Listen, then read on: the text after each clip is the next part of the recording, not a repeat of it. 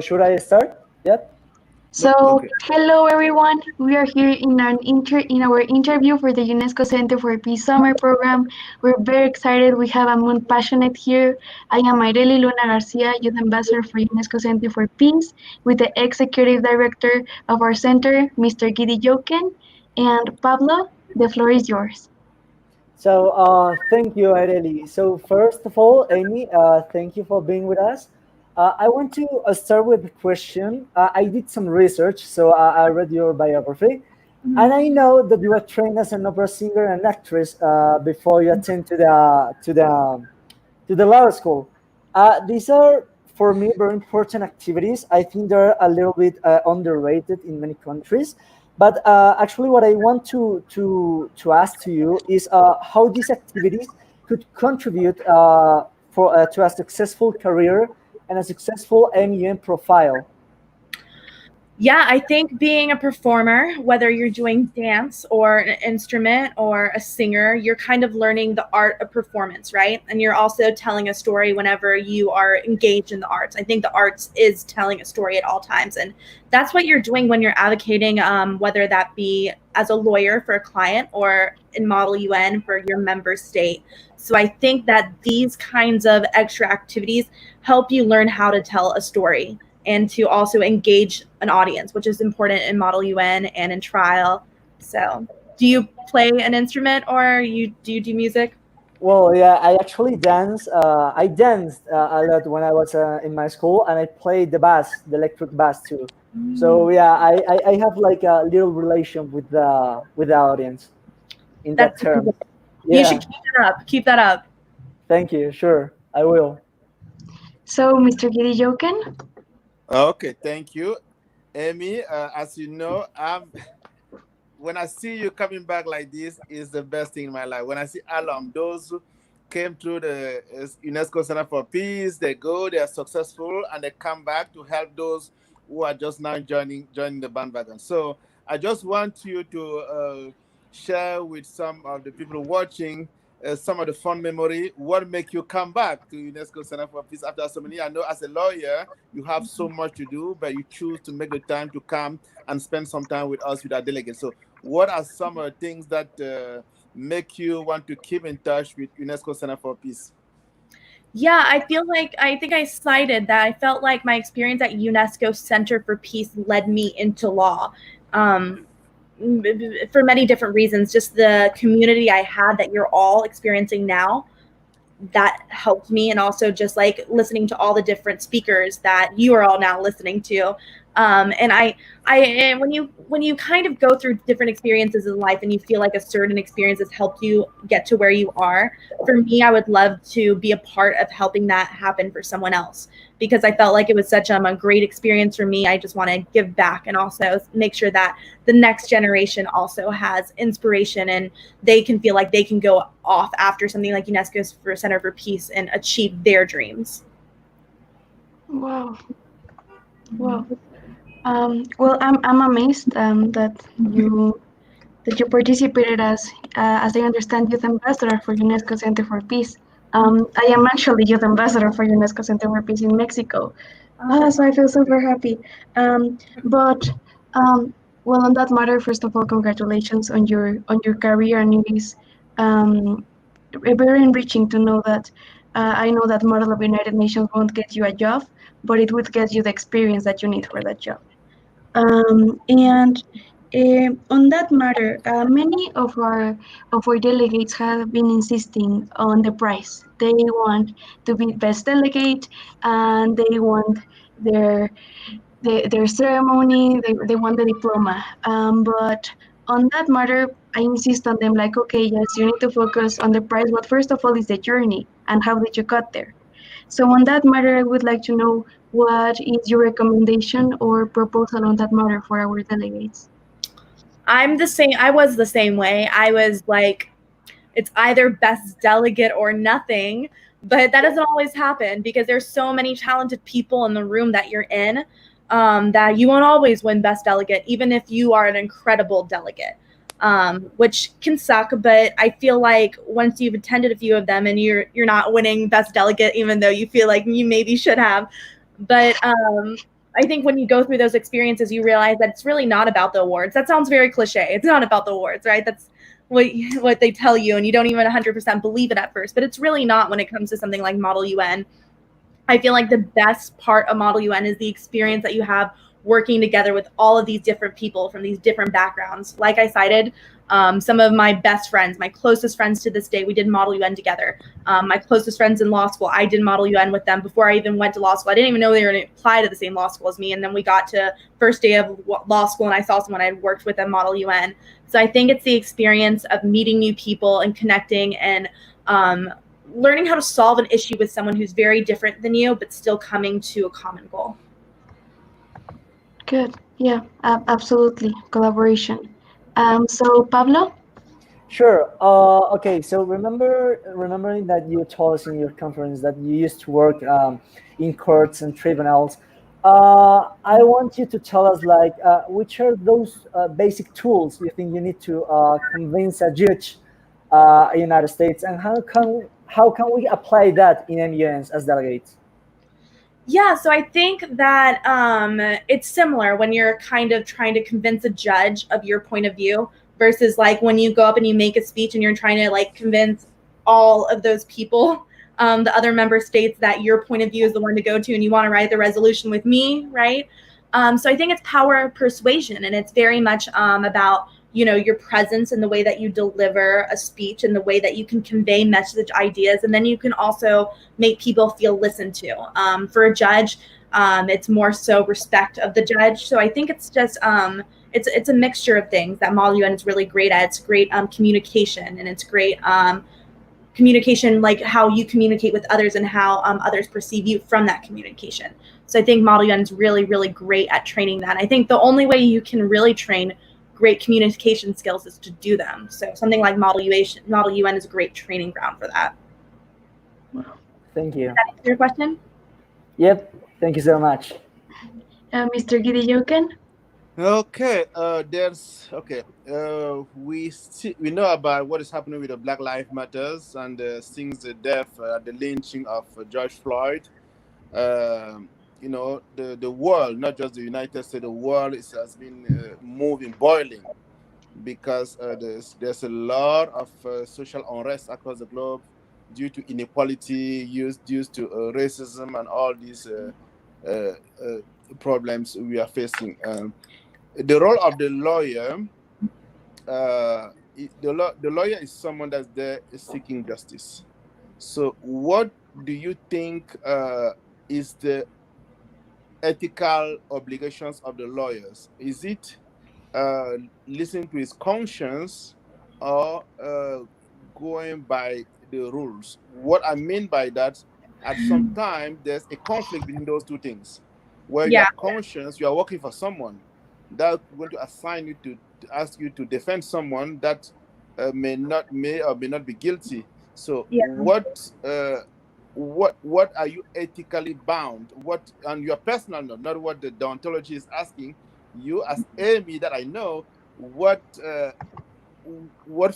drives you in those kind of situations? What should you use to make a sound decision? Your conscience or the deontology of the profession? So it's hard. I mean, I think it's a mix, because I think it can be answered in two different ways, right? First of all, that I think this is also part of my personality. Laws are made, right, and they're not always right just because it's a law and just because it's legal. There have been many laws in this country that have now been overturned that were never right. Like it was illegal to have it was legal to have slaves at some point. That wasn't right. It was legal for just men to vote. That wasn't right. So I think just because something is a law does not make it right. And as a lawyer, that's kind of an exciting part of being a lawyer, because you do have the power and the ability to change and influence law through case law. So whenever you go to a judge and you fight against a law, it goes down in the books as new law. It's called case law. So as a lawyer, you have the ability to change law and influence law. And I think that's important. And it depends on the kind of lawyer you want to be. There are lawyers that are just like, we are strictly here for the rules. And then there are others that go out and they want to make a difference and they want to change law. And they're not excited about how society works, and they want to change it. So I think it depends on the lawyer. I'm probably on the other side of if I think a law is ridiculous, I want to fight it and I want to be a part of making change within my community. As far as defending someone who I know is guilty, I would like to cite the United States Constitution, which basically says that everyone is constitutionally entitled to a defense.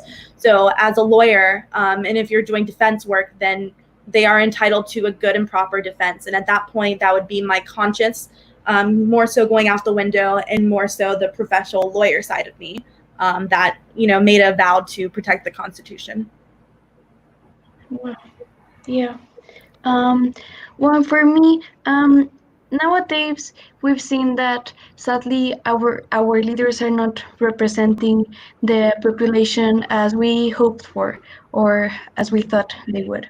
But on that matter, we have seen that the role of leaders in social sciences, from lawyers to politicians, has totally shifted, and that we are having a new perspective on what is actually represent or mean to be represented.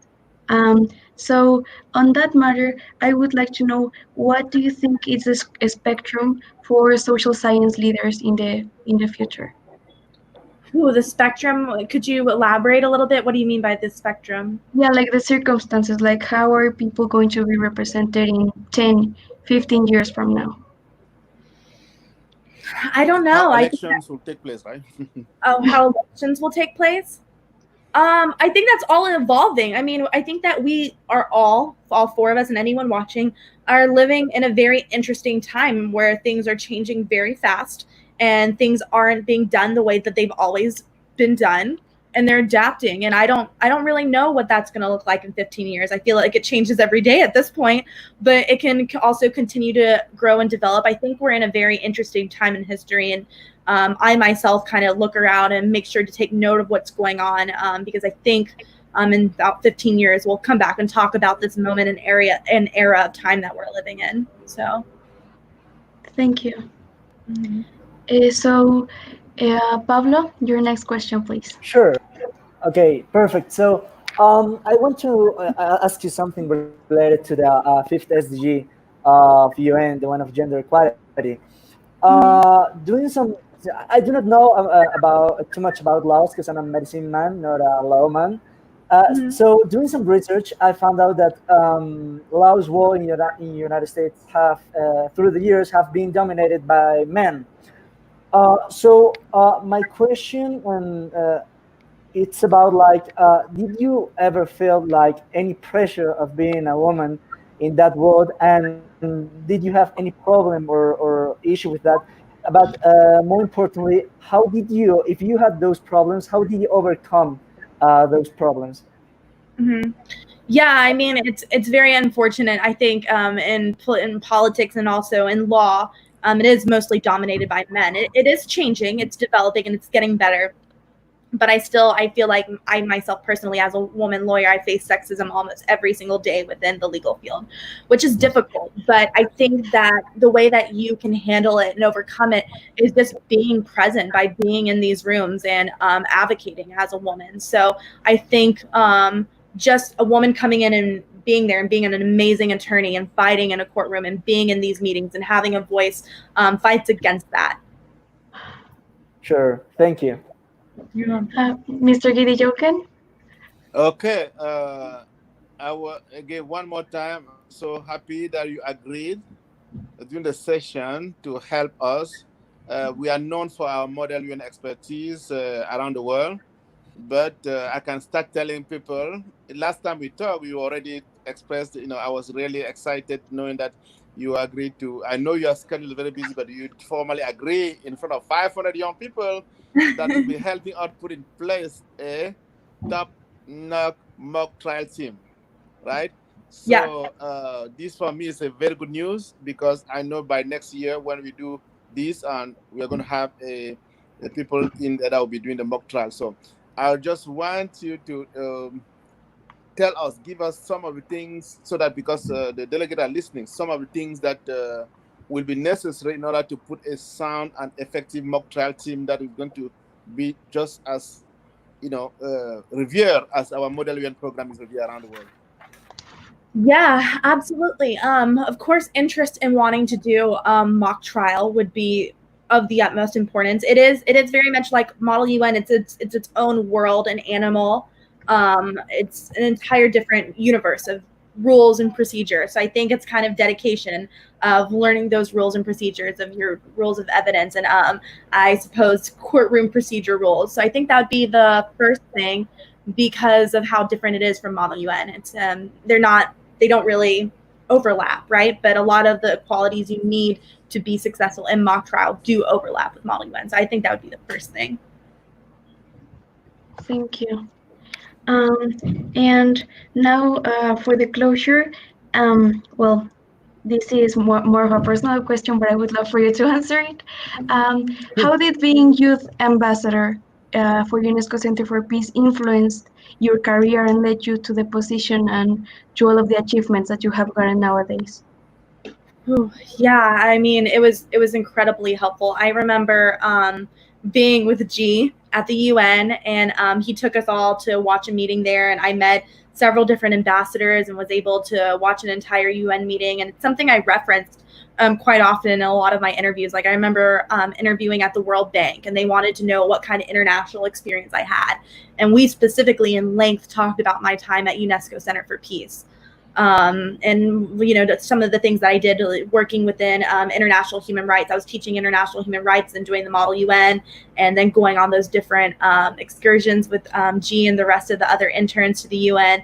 And it really helped me land the job at the World Bank because they wanted somebody with an international background of some sort, which UNESCO Center for Peace absolutely is. So it definitely helped me land that job. Well, yeah, I'm so happy. Um, She's glad um, to hear that. yes, I am so happy. And well, so we are reaching now the closure of the interview. But Mrs. Amy, I am so happy to have met you. And I hope that we have the space for us to connect. And I know that for the summer program, meeting people like you and seeing that actually giving yourself the opportunity to dedicate time to your passion since you are a teenager is key for you to set yourself into a good future. So I deeply congratulate you on your work. Pablo? Yeah, actually, I'm really, really happy with your attendance. I mean, it was a honor to have you here. You encourage us to use MUN as a real tool for life because some people think that it is just like a game, like Yeah. an exercise. And no, I actually assume MUN as a style of life, you know. So I'm really, really happy. Really appreciate this, and thank you for being with us. Yes, Pablo, you didn't get a chance to introduce yourself at the beginning. I really asked you to introduce yourself. You just jump on Amy. God, right away. So take, Sure, Guy, yeah, take 30 there were- seconds to let people know who you are, how old you are, things like that. What bring you here? Mhm. sure. My name is Pablo Bendaño. I'm from Bogota, Colombia. I'm in the medicine school right now, in my second year. I went to UNESCO Center for Peace summer camp like in 2018. I remember when Guy came here to Colombia, we were really happy to receive him. It was a really, really nice and useful experience. Yeah, that's actually why I'm here. Because it's a really, really, really amazing experience. So that's me. Thank you, Mr. Yi. Oh, thank you very much. So, Amy, you see, what you guys started is still going on. So, I'm very happy. Thank you for making the time today to really let these delegates see that, yes, actually, what they are doing here is not just a game, like Pablo said, it actually can help you be the best person and help make the world a better place. Thank you very much. No, you have a wonderful Sunday, and I talk to you again soon. All Okay. right. Thank Bye you guys bye. so much. Have a wonderful day, all of you. Bye. Thank you Bye. so Thank much, you. Amy. Okay. Bye. Bye. Bye, everybody.